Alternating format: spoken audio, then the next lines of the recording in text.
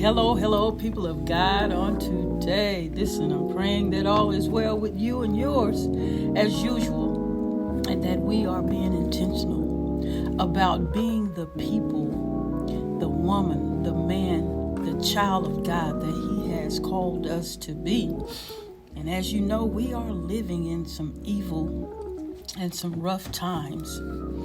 But listen, do you have any disappointments that has led you to be affected by your faith? Because mismanaged disappointment, it leads to faith trauma. Something that has happened dramatically to us in our life that has dealt a traumatic blow to our belief. It can also be described as a result of having a disturbing, disappointing experience in our past that affects our ability to have that faith that can conquer anything, that has the faith to believe for greater in our future.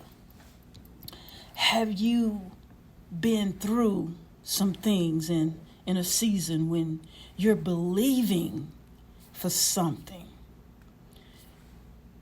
that would happen, but it didn't happen?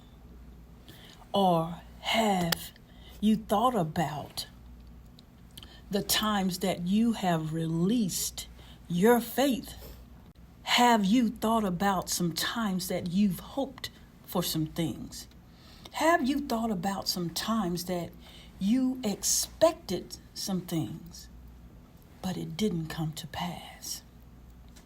I'm here to encourage you today to know that God not only specializes in resurrection, but He specializes in restoration, which is different from culture. You know, culture says that you get back what you lost, but the kingdom says that we not only get back what we lost, but we get back more. And if you can remember the story of Job and all the things that he lost, everything that he got back, it was multiplied. You know, God specializes in doing exceeding abundantly above all that we can ask or think. But guess what? It's according to the power that worketh in us. When God takes us through loss, because He has to allow it at first, we not only lose some things, but we also allow some things to be taken away from us that sometimes we don't even realize. We've been bad steward over some things. We have had bad characteristics in our lives with some things. And even though we have lost some material things, we have to realize that our loss has been for some of those bad characteristics. Maybe it's been pride.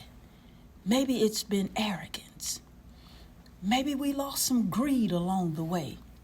Lust, slothfulness, envy, gluttony, mean spirit. God stripped us to prepare us for something greater that He has for us in the future. So whether you be a naturalist, which is someone who connects with God through nature, or sensate, which is someone who connects with God through experiences, or an intellectual, which is someone who connects with God through elevated thinking, or an enthusiast who connects with God through enthusiastic celebrations. And last but not least, a traditionalist, who is someone who connects with God through rituals and symbols. Regardless of which one of those you are, be encouraged to not mismanage your disappointment and lose your faith, but see God in navigating through it. You have to have a clear knowledge of who God is in your life. You also have to continue to cultivate that deep, private, worshipful prayer life and prayers to God. And you also have to receive the encouragement from those that God send your way, those that he sends across your path, whether they be family or friends.